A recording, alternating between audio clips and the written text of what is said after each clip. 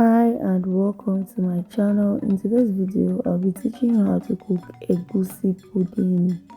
Well, this is one of the many ways to cook it and I'm going to show you one way. Our major ingredient here is the obvious egusi and we'll add white pepper to it. Now proceed to grind. You can either use a grinding mill or your blender if it is strong, or the most commonly used, a hand machine like you've just seen.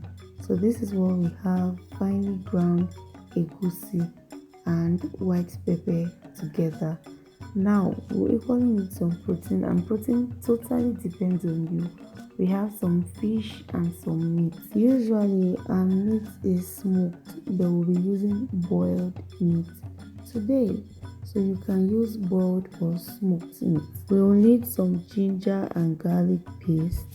This has been finely ground, and we'll equally need some crayfish. Personally, I feel crayfish is the truth to most of these one pot dishes, and we'll be using a lot of crayfish. We are going to proceed to select the dirt and pound. You can blend, and this is what we have. This was intentionally pounded till dust. It was supposed to look way dustier than this, but we are just going to set it aside. Now we are going to proceed to wash our leaves. If you do not wash your plantain leaves, what do you think you're doing? Always wash your leaves and set aside to dry. This is our pot, so we are going to place some leaves underneath our pot. This is because we use the steaming method to cook egusi pudding and we do not want it to burn. So into a bigger bowl, we are going to transfer our egusi as well as our meat and fish. Then we'll proceed to give it a good mix. Now as you can see, it is still very much thick, so we are going to go in with some water. With egusi, you add in water as you mix. You do not just do an eyeball test, else you might have runny egusi. We're going to proceed to season it up and then add our ginger and garlic. Shout out to my mom, she's the one cooking this dish, and the reason why we added our seasoning cubes after adding our protein of choice is because we steamed our meat and fish with some salt and maggi. So we're going to proceed to add our crayfish and still give this a good mix. Adding some water to loosen up, adding some freshly blended pepper or ground pepper. So we are going to mix this properly. Proceed to add in some vegetable oil or cooking oil. This is so that the egusi does not stick on the leaves. We are using old egusi, and old egusi tends to swell up even while cooking in the pot. Will definitely swell up in the leaves. So we're going to add in some water to loosen up a bit.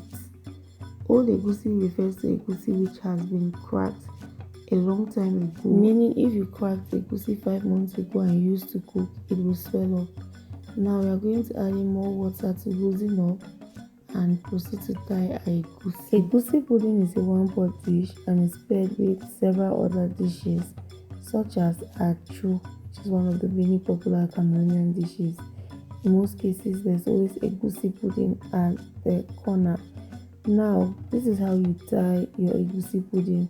To your leaf, you're going to add some of your egusi paste, and then you're going to proceed to wrap. Please just look at what my mother is doing and follow it. Egusi pudding is wrapped this way so as to prevent water from getting into the leaf. It is wrapped in the same way kwakoko is wrapped, practically just like this. So you're going to keep it in your pot. Now for this particular one, I'll try to explain. You will take some of your egusi pudding, add it to your leaf, and like I said, this particular egusi swells up, so do not over put it in your leaf. You're going to wrap like that, and then from side to side you will fold it with your fingers. What you're doing on top is what you're doing down. There are many other ways to wrap egusi pudding, and I'll show you guys in my next video. In this video, my mother did not add eggs. Eggs are not compulsory when it comes to making egusi pudding. However, it is a tradition to add eggs because of the belief that eggs holds egusi together, since egusi easily scatters. And for married women, they are encouraged to add eggs to their egusi pudding. Please let me know if you've heard of this myth before. Now we are just going to fold again and keep in the pot. The reason why you're folding and placing on top of the folded part is so that water does not enter your egusi, because if you're supposed to flip it, you realize that water will easily enter your egusi. So that's just the reason why. The method of wrapping is self-explanatory, and I'll just allow you guys to watch.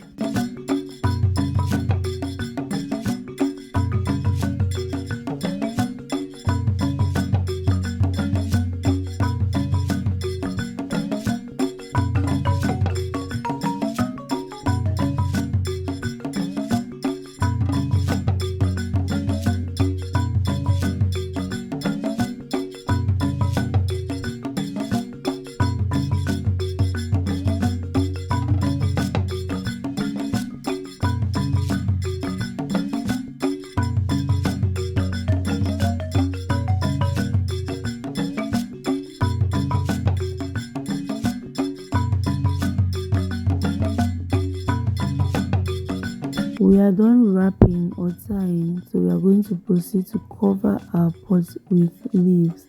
Now, like I mentioned, egusi pudding requires the steam method, so you're going to cover your pot with leaves so the heat can cook it faster. Once done covering your pot with leaves, you're going to proceed to cover it. Then add water only at the corners of your pot in little quantities from time to time until this meal gets ready.